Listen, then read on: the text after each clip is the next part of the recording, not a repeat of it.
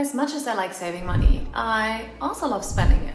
And with a background in fashion retail as a former shopaholic, followed by a degree in business with a major in finance, I have experienced both extremes: overspending and oversaving.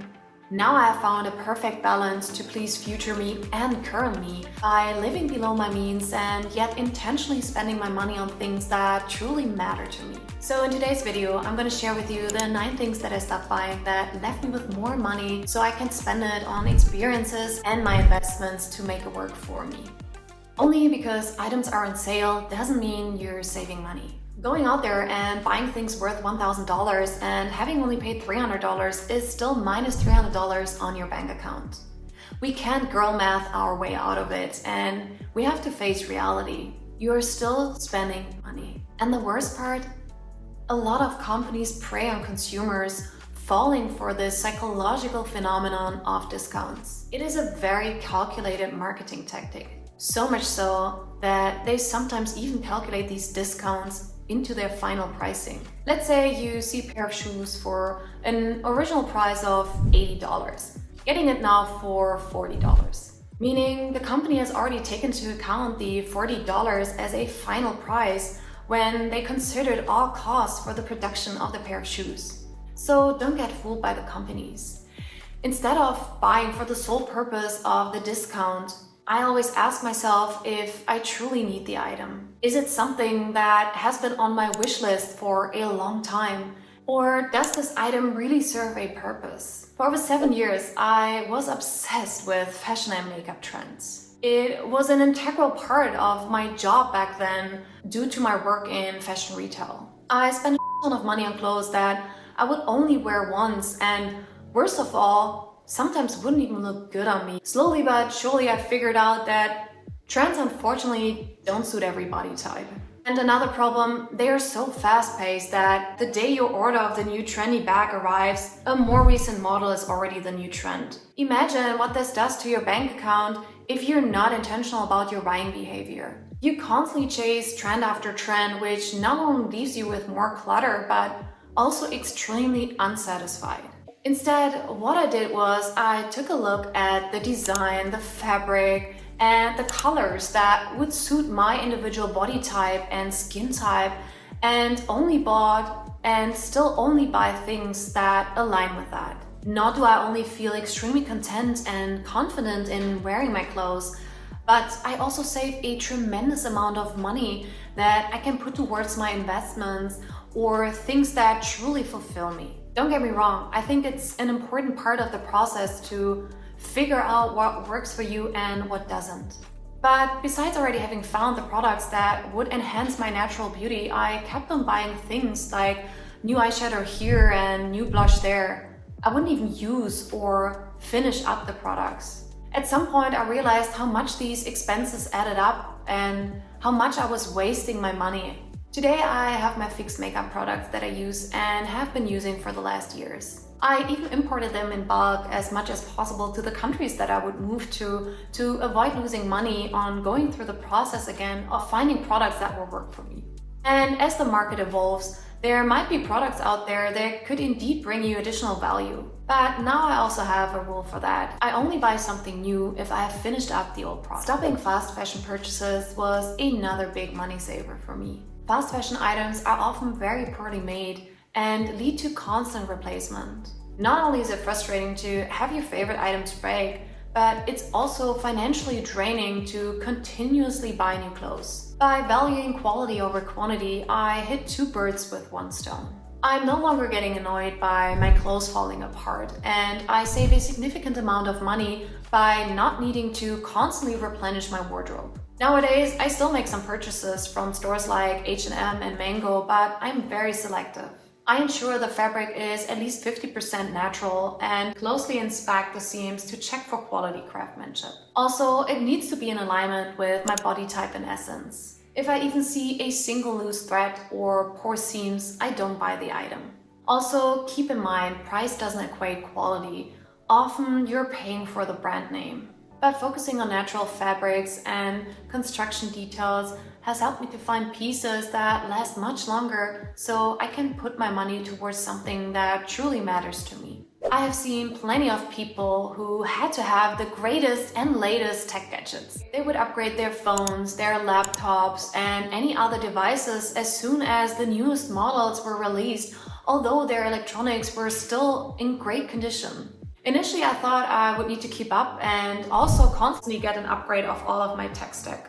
However, I realized that to me personally, this would be a huge waste of money. My old devices were still perfectly functional, and the incremental improvements for the newest model wouldn't justify the costs for me. That's why I try to keep my tech for at least 3 to 4 years before I consider buying something new. I found that by waiting, I could save a significant amount of money and still enjoy a great user experience. The concept of the hedonic treadmill also made me rethink my tech spending habits again. The initial excitement and satisfaction I felt from a new device would quickly fade, leaving me wanting the next shiny thing.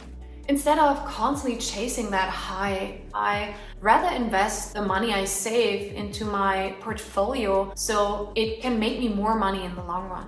Having worked in the fashion retail industry for over 7 years, I've experienced firsthand the madness that ensues, especially during the Christmas season. While I believe that gift giving can be a meaningful and rewarding experience, I've learned to be more intentional about it. Instead of buying generic or materialistic gifts that may end up decluttering the recipient's home, I prefer to give experiences or specific items that serve a purpose. For example, my family now plays a Secret Santa game during the holidays with a set spending limit. This not only saves us money, but it also creates memorable experiences as we exchange personalized and thoughtful gifts. This money can then be used for something more meaningful, for example, funding the trips to visit each other or contributing to our retirement savings. I used to be so tempted by all the beautiful home decor items that I would see in stores, but I have since learned to resist this impulse. And by the way, I'm not speaking about having a blank apartment and not having any decoration at all. To me, home decor is something extremely personal, and it's important that you decorate your apartment. For me, it was often the case that I would randomly buy home decor items that at that very moment looked so enticing and beautiful, and I just needed to have it.